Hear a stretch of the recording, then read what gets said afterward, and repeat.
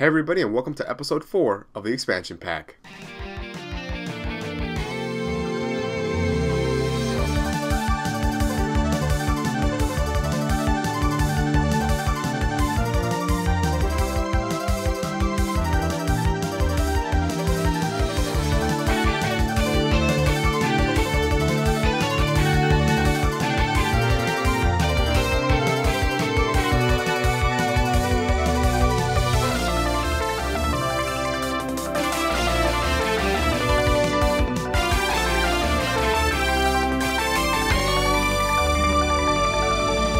Today we sat down and had a conversation with Eric Scherper, one of the co-founders of Origami Whale Games, and a game designer behind Danger, the game.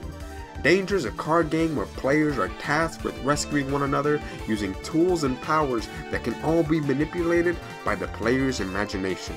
During our talk, Eric gives us some details on the creation of the game, the birth of Origami Whale Games, and some of the crazy situations you can get into when playing Danger.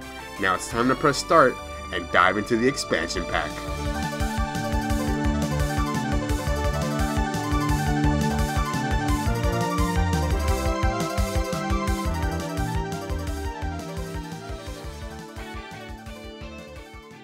Alright then, Eric, so what's your role at Origami Whale Games? So, I'm one of the co-founders among 4 other people, which would be Tyler Berger, Philip Blackwell, Andrew Dean, and Daniel Kim. And we all came together to form this company because we wanted to have some fun, create some games, had a passion. Nice, nice.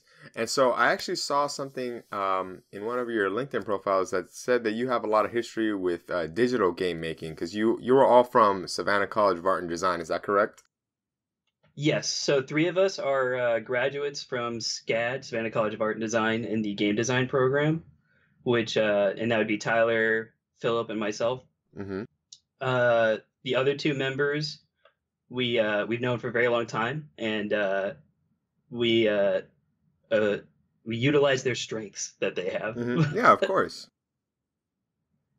Now, when it comes to Danger the Game, the way it really came about was we were having some design sessions where I came up with a game about inventing things, products, by sticking 2 random pictures together. And it turns out that there was a game that was very similar to this called Snake Oil that I had not heard of or played at the time. But that's pretty much verbatim what that is. So Philip took my idea and kind of turned it into what it is now. He made it about making traps and then putting people in said traps and then rescuing people from these traps. So it's evolved along those lines, and wanting to make fun of those more outlandish danger signs that you might see. Oh, okay. Wow, that's interesting. That makes perfect sense when you look at the graphics that are on each of the cards. Was that heavy inspiration for them? Like that signage? Yes, absolutely. And you'll notice at the back of the cards, the danger skill tool and plot twist, they all are reminiscent in shape and color to road signs. So we really wanted to take that aesthetic and kind of bring it as far as it can go. When it comes to the front art, only the dangers have customized art on each card. And that's due to us wanting to give a better crutch to those that may have a little bit harder of a time like visualizing the perils that they're in or that their friends are in. And that's a little more concrete when it comes to the embellishment factor of our game. So you'll see that our skills and tools, they are just a single iconography. So like a guy powering up and a toolbox. And that's so the player can, when they read the card, come up with their own tools and their own skill, their own variation on what they interpret that to mean. So let's say can transform into a rock. That could be a rock or the rock, like the actor. Could be rock candy. Could be multitude of things, but your mind doesn't immediately go to a normal rock because we don't have a picture of just a rock. So you're limiting the visuals of the cards in order to have the player force themselves to expand their imagination. Yeah, so they can take their initial thought and run with it instead of us kind of pre-programming that initial thought like we do with the danger cards. Nice. And so that actually leads to my question. Where did you guys come up with the idea of that kind of free interpretation with the cards? And did you guys feel like there was any issues with that when you were first playtesting it? Oh, for sure. It definitely means that you have to make cards that everybody knows, like, fairly universally. So certain cards we had to either retweak the wording or just get rid of entirely, such as a bindle, which we thought most people would understand is that little sack that the little hobo guy has on his back. I'll be honest. When you said Bindle, I was like, I don't even know what that is, honestly. Yep, that's why we playtest a lot.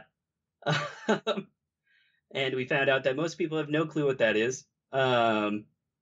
So we went ahead and reworded it to be we added in the hobo part and a sack, a hobo sack. So when you say it like that, then people understand it because we don't have the custom art for those cards. So you have to make sure that people know. Or a grimoire, which is like a spell book, basically. So, a question for you. Now that the game's been out for how long has it been out for now? It's been out for just about, I want to say 10 months now. Mm-hmm. So, what have you guys learned in regards to feedback from players and it being released in regards to the future of Danger? So, in regards to the feedback, so our plot twists, the way you know which card they can affect is based on the colored border. And we've actually played with a number of people at different conventions around the states that were colorblind. Mm-hmm. And they found that to be a little hard. They could notice the difference in values and kind of get it from that. But we got the feedback of adding little symbols at the bottom left of the plot twist. So the symbol represents the danger, skill, and tool based on that their back design. So a diamond, a circle, and a square. So we took that feedback, and in the latest print run that we've got coming to us later this fall, it's now technically colorblind. Proof? Yes, that's the word. Which is kind of funny because two of us in the company are also colorblind. We're not severely colorblind, but like the red green. Yeah, I have a friend with the same exact issue. Yeah.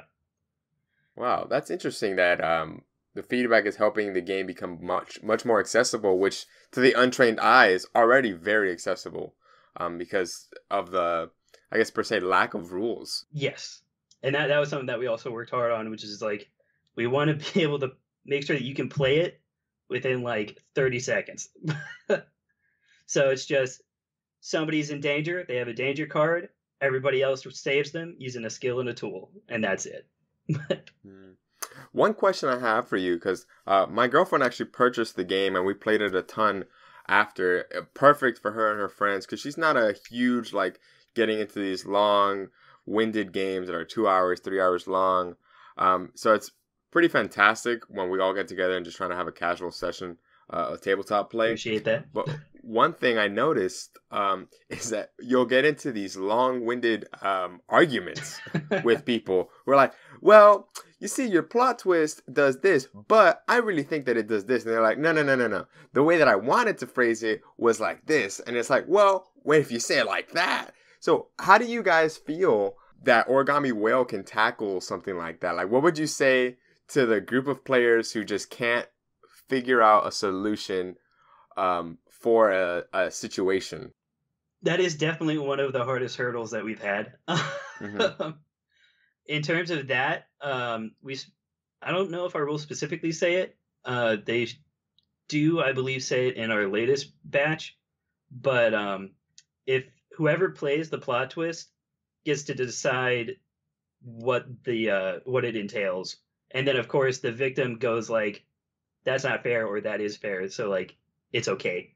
Um, Okay. so yeah, the second they place it down, they have to give their stipulation, or it doesn't count. Ah, okay. Okay. So it's kind of like you get a one and done. Like, Yes. So you couldn't be like, well, your powers don't work because you're in a coma, and then they get out of the coma, and then you'd be like, oh, that's not what I meant. I meant because you lost them or something. uh-huh, uh-huh. It's funny. I got to tell you a quick story because I had a pair of cards that made for the perfect rescue. All right. So the danger was one of my friends was in a hall of mirrors, trapped by vampires. Right. Yeah. My power was to manipulate inanimate objects, and I had a flashlight with the power of the sun. Come on, like it That's could not be, that's cannot pretty be good. better. It cannot be better. I had all the confidence in the world when I put those down. Everyone in the table was in awe, like, oh, yep, he's gonna win this one. And then to my left, you had to be my girlfriend. She had the plot twist, and she says, "Yeah, but your flashlight doesn't have batteries." And I'm like, I think I'm gonna quit, and I'm gonna go home. Thank you. But that just goes to show you how quickly the games can turn, but how perfect some of the situations can be with the right amount of creativity, which I really appreciate with the product that you guys made. Thank you. And so, one thing I wanted to ask you is kind of like a silly question, but have you seen a certain play in the time that you either tested the game or that it's been out that was your favorite play? Hmm. There are definitely a number that come to mind. There was a guy that was cosplaying as Constantine, and he had the skill unflinching poker face, and I'm trying to remember the danger. It involved, maybe it was like bring your knife to a gunfight, but he basically got somebody into a chokehold, and he was just staring at them dead in the face, going like, "I'm not even tired. I'm not even tired." It's like it was such a creepy visual in my head, but it was so funny. I can just imagine because the guy's probably looking like Constantine too, you know? Yep. Oh, So God. That's awesome. Another question I have for you, Eric, is what were some ideas that you feel didn't make the cut for Danger? hmm, there was one card that we liked internally, but that could never work externally. So in all of our playtests, which was your soul has been carved into a jack-o'-lantern, Okay. and we'd always take it to some like cooking show type place whenever we're saving them. But whenever we used it outside of the group, it was just it was impossible. So that was one that we had to nix pretty easily, but also kind of sad. So what do you mean that it was impossible? It was just hard for people to adapt to that danger?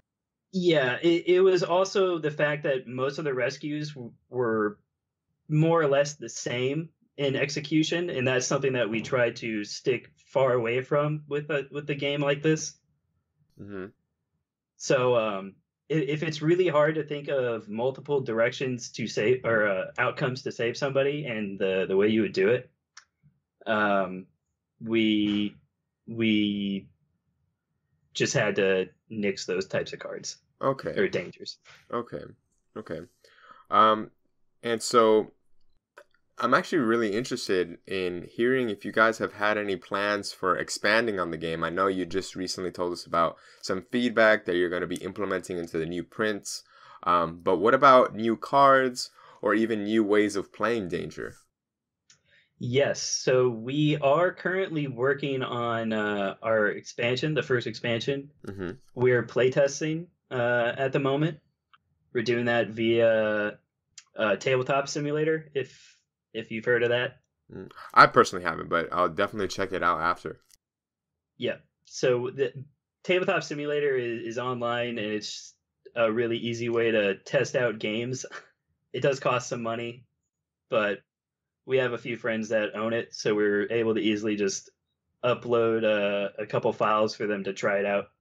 And then later on this year, we're gonna do some physical tests and possibly involve the community in it.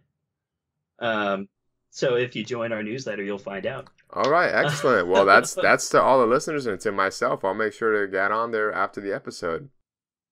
Then when it comes to new ways to play, when we're at conventions and we have some downtime, we will sometimes go out into the tabletop area, bring the deck, and try out a few things with new people. So currently we have some set in stone rules that we've perfected for plot twists when it comes to Dastardly. So that way it plays differently than the base game as well. So there are separate plot twist rules for the base game where everybody starts out with a plot twist and eventually they get more and more. Mm-hmm. However, with Dastardly, which is the version of the game where you play and you're a villain, mm-hmm. with the plot twist rules that we have now or have come up with, it's the villain starts out with a plot twist for every danger that's on that has been awarded. So let's say I'm the villain and you have a danger, but nobody else does, and I'd only get one plot twist to use that round to screw over somebody that I want to screw over. Mm-hmm. But if you have two and the person next to you has one, then I get three plot twists to mess with people. Oh wow! Yeah. So because in Dastardly we want the villain to have a lot of power and a lot of say and a lot of like, hey, screw you. Yeah, unlike some final boss stuff. Yeah, exactly. So we've pretty much cemented the rule set for that, and then we have our favorite house rule, which is heart of the cards, where if you're the person who has to decide who wins, so if everybody's tied and you're the victim, everybody has to take the top card from the deck and use it and not look at it until it's their turn. So like everybody draws one, puts it down in front of them, and when it's their turn, they flip it over and make it up as they go. Oh, who would have thought Yu-Gi-Oh was an expansion for Danger? I know. Gotta love it. Gotta love it. Actually, now that you bring that up, it leads me to ask a simple question, which is like, have you guys gotten any inspiration from other card games in making Danger? Yes. So the most obvious would be like Apples to Apples or Cards Against Humanity. Mm-hmm. In terms of the structure, where it's a judge based, and the amount of creativity that comes with Apples to Apples. So not so much Cards Against Humanity, to my recollection anyway. I haven't played it in a number of years. Mm-hmm. But for the most part, I believe those are just what I would call punchline generators. Mm-hmm. So you don't really need to state your case. Whereas with a game like Apples to Apples, one of their ads has sassy, or something along those lines. And somebody places down Sasquatch, and they're like, Sasquatch is very sassy, and they like give a reason why, and that's kind of like the storytelling aspect. But and of course we play tons of other games, but when it comes down to the inspiration factor, I would say it's along those lines, and your run-of-the-mill Pathfinder D&D, you know. Mm-hmm. Are you a heavy D&D player yourself? I used to play. I played Pathfinder for like 4 years. I've been too busy as of late, but I miss it. Yeah. Have you been focusing a lot of your efforts on the company? Yes. Nice. That's awesome to hear, because the product that you guys made was an awesome surprise for us. Honestly, we just passed by and we were like, oh, let's hear about this. And it was fairly priced. It was like, what? I don't even remember how much it was at the convention. I think it was like 20 to 30 bucks. $20. Which is pretty sweet for the playability that you get out of it.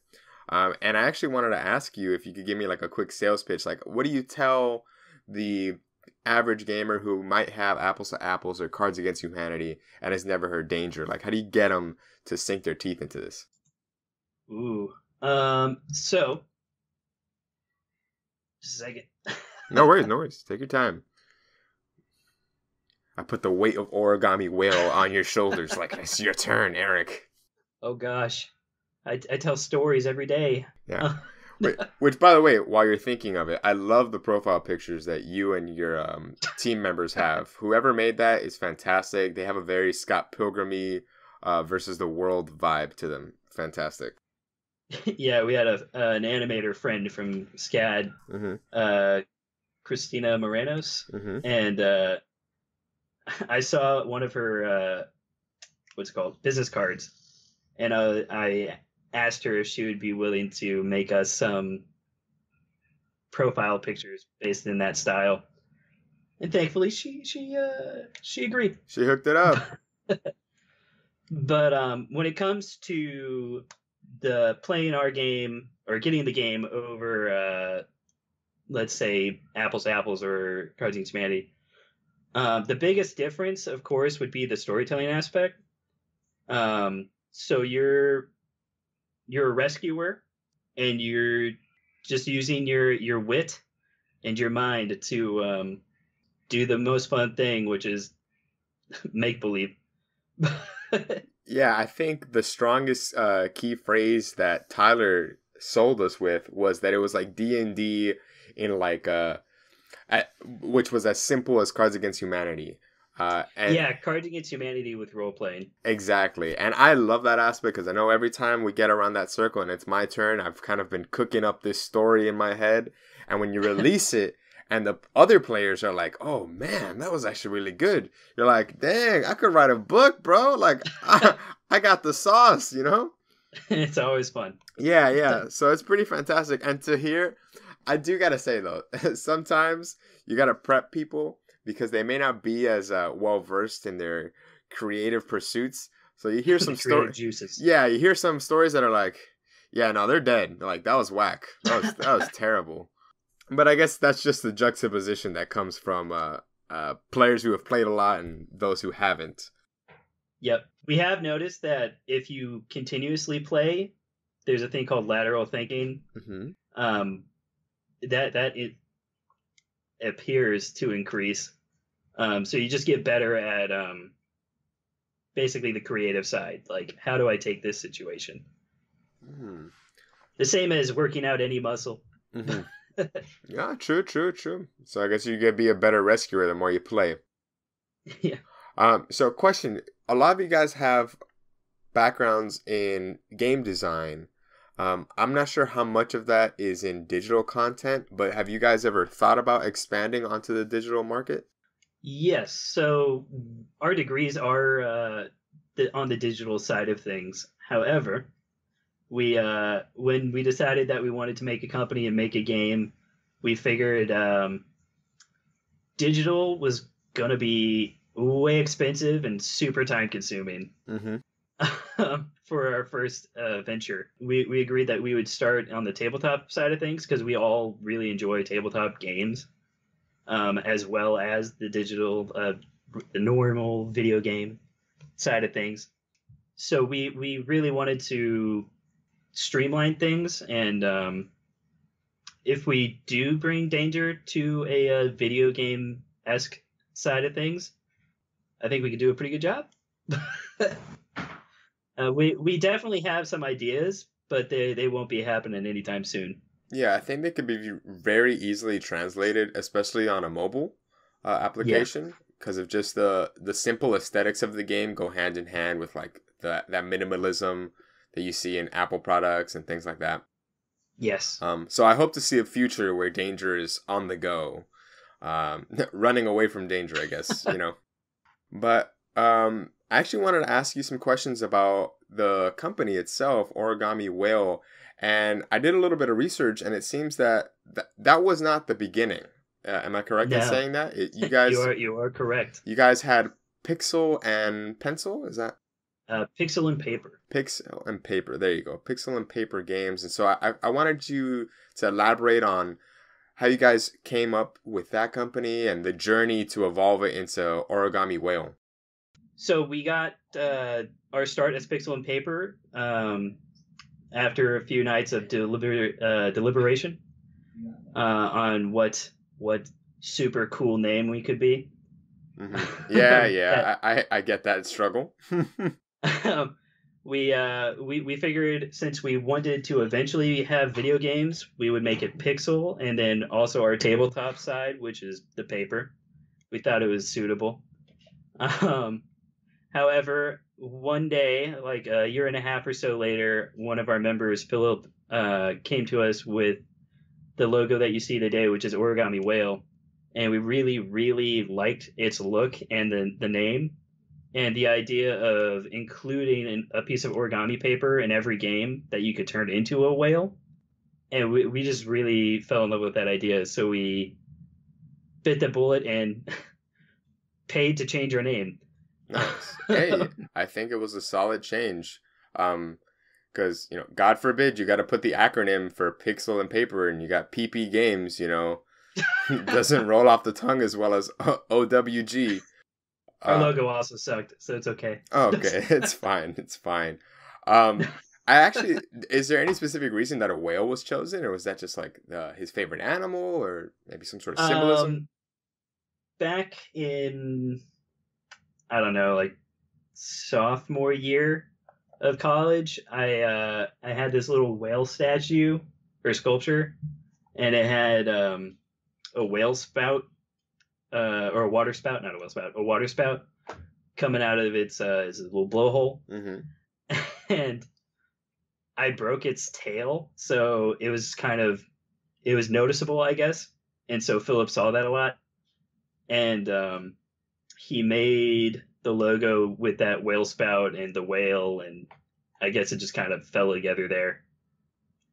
I have no idea where the origami part came from, but that's where the whale part came from. Yeah, at the end of the day, I think it was an excellent idea. It's very cost effective. It's just a piece of paper. It's almost like another game that you get with it because you have to follow instructions and you get your own little paper whale.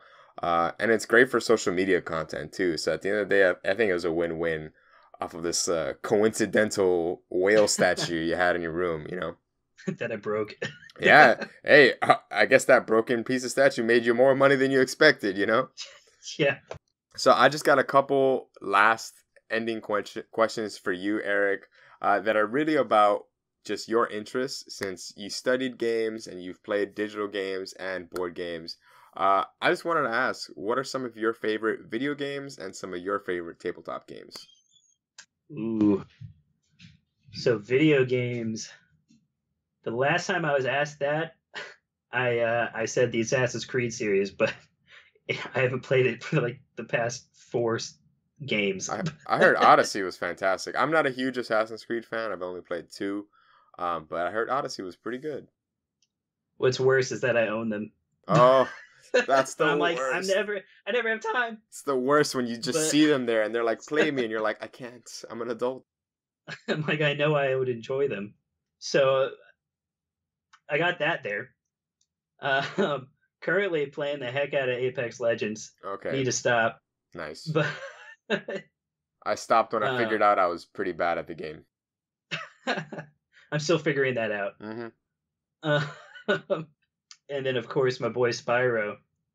Oh. Second those remasters came out, I bought them. Mm-hmm. I never played those games as a kid. I've always been interested in them. In my family, it was that dynamic of me and my cousin. My cousin would play Spyro and Ratchet and Clank, and I was the Crash Bandicoot and Sly Cooper kid. And it was like, don't buy the game because you just play it at your cousin's house and back and forth, back and forth. Yep. So I got to give those a try. Yeah, when I was younger, I didn't own a PlayStation or a PlayStation 2 until much, much, much later. But I would always go to my buddy's house and we'd always switch off on deaths with Spyro and all those other games. Nice. Yeah, people need to do that more often now, man. Sometimes you crack open a single player game and people are like, how are we going to play that together? It's like, well, when I die, you play, and when you die, I play. And that's how we make the co-op experience. That's right. Mm-hmm. And then I can shout when you mess up. Exactly. And so then what about the games that you play in the living room, the tabletop stuff? Any advice for that? My current favorite tabletop game is Betrayal at Baldur's Gate, which I don't know if you've heard of the Betrayal series. I have heard of it. Yep. It started with, I believe, the heck is it called? Betrayal on the Dang. Regardless, Mm-hmm. Baldur's Gate adds in that fantasy element, which Baldur's Gate used to be a video game. I don't know if it was ever a pen and paper before that, but I am only aware of that because the other company member, Daniel Kim, is a huge nerd, Mm-hmm. and he got Baldur's Gate 2 when he was like in elementary school. Wow. And just had hours and hours of content just from like the modding community that he would install onto his game. And he'd play the heck out of it. So I'm aware of Baldur's Gate solely from him. And I think it fixes a number of problems with the original game, such as just like certain items and tools. I don't know. It seems a little less broken. Nice. Yeah, I gotta check those out. Right now, I'm playing. Wow, I'm getting a blank right now. Azul. No. No. It was actually, I bought it at the convention as well. It's Space Explorers. Awesome little card game, just resource management where you're trying to build the best astronautical team to make these spacecraft from like the Cold War space race time. Really nice art too. Sounds yeah, cool. You guys should definitely look into talking to one of the gentlemen who was at the convention, Maxim. He's like a Russian publisher who's brought tons of games from Russia to the States, and it's pretty impressive. I had an episode with him as well. So if you're interested in that, I'll gladly pass you on his information for networking. Yeah. But now that we're pretty much concluding with the conversation, I just wanted you, Eric, to give us your last little bit about Danger's Gate. Just share what the game is with the audience and tell them where they can find you and purchase the game. All right. So Danger the Game can be found on Amazon. We're currently sold out, but there should be more arriving sometime later this fall. The game, of course, can be played with 3 and up number of people. The age range, we've played from as young as 5 to as old as 65. Of course, the younger ones need a little bit more help in terms of understanding certain language, but other than that, no problem. So the age can be really anything you want. And just get on out there and save those victims. Awesome. And they can find you on social media as well? Yes, we have a Facebook and an Instagram account. Awesome. Origami Whale? Both of those are Danger the Game. However, we do have a Facebook page for Origami Whale as well. Awesome, Eric. Well, I appreciate the time you gave us today. I can't wait to have some more people get interested in playing Danger the Game, because if they're not, they're missing out. I agree.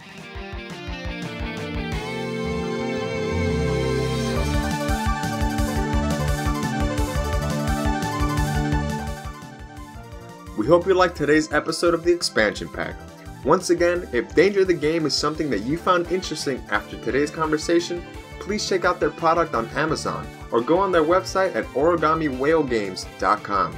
They're a small team that created a game that's a lot of fun and super easy to get into. It has a bunch of replayability. I'd recommend it for family game nights or chill sessions with friends. And it's only $20, so you get a lot of value out of the set. If you like listening to the episode, please feel free to check out our website at xpansionpack.com. That's expansion without the E. And follow us on Twitter at Xpansion Pack Podcast.